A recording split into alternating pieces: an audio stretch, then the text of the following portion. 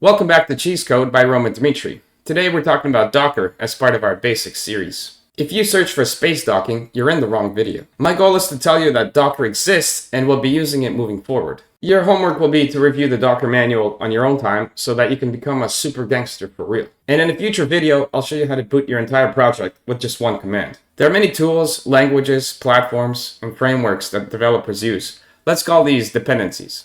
Each dependency comes with its own installation instructions, and once you install one, it might conflict with something else already installed on your system. A better alternative is to keep your system pure and untouched. Because remember, with Linux, you are the virus. With Docker, you can use an image that has pre-installed dependencies. A running image is called a container. When software runs, it doesn't care if it's on a host computer or in a container. In fact, it has no idea which one it's running in. It makes absolutely no difference to it. You can install Docker inside of Docker and do a Dockerception. Still not space docking. And that's how deployment pipelines work. But that is a future topic. In a perfect world, Docker would be the only dependency installed directly on your host machine. For our example, let's use Nginx, a lightweight web server. It's light as fuck, bro. You can find it at nginx.org. First, I'll show you that it runs on your host, and then we'll do the same thing with Docker. We're going to run through the host example. And remember, don't do this at home. First, I'll show you there's nothing in my var HTML folder. In fact, it doesn't even exist. No such directory found. Not found. Now installing Nginx on the host machine. How freaking awesome was that? Don't do this at home. By now, the var HTML folder should have been created as part of the installation process. Success. This means that if I go to my local host, I should see the Nginx server running, which I do. Great success. I can then create my own index file to run from this server. When I reload the screen, I should see my new website. Success. Remember, this is running specifically from my host machines, and I don't recommend it. You can only run one server at a time, and if you want to run multiple servers, it's gonna get messy. Let's now remove Nginx from the host so we don't get haunted by it in the future. Success. I'll reload to confirm that there's nothing here. Success. The uninstaller left this folder behind, so I'll get rid of it too. Now that we're pure and right back where we started, let's talk about Docker. We can instead use Docker to run an Nginx image in a container.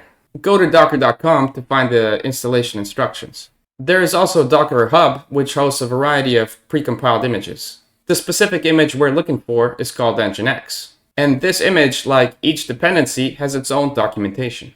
You should read this documentation before blindly running an image. Don't be a sheep.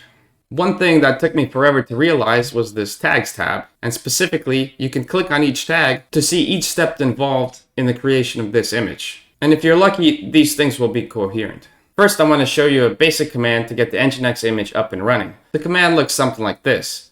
Don't worry about the directives, you can learn that later when you do your homework. Once I run this command, Docker will automatically download the Nginx image.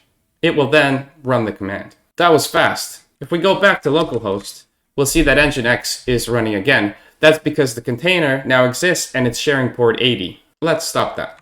And if I reload, we should be back to nothing. Now I want to showcase the power of Docker by running 3 containers side by side. The first will be the default configuration. The second will run on port 81 and will look like this. The third will be on port 82 and say Bravo. Fingers crossed, I'll copy and paste and we'll see what happens. So far so good. Reloading localhost on port 80 shows the default configuration. Port 81 reads Alpha, and port 82 reads Bravo. I think this has been a success. We're now running 3 servers side by side, and we don't even have Nginx installed on the host. That's very fucking cool. And as a bonus, I've created a makefile with shorthands for these commands.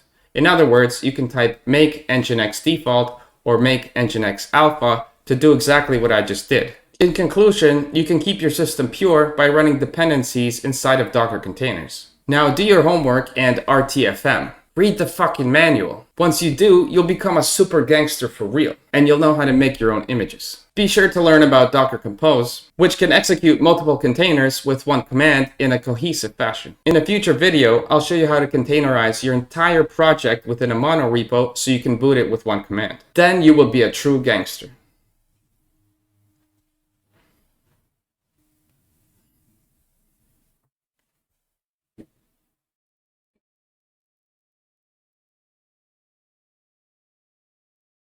Read the manual.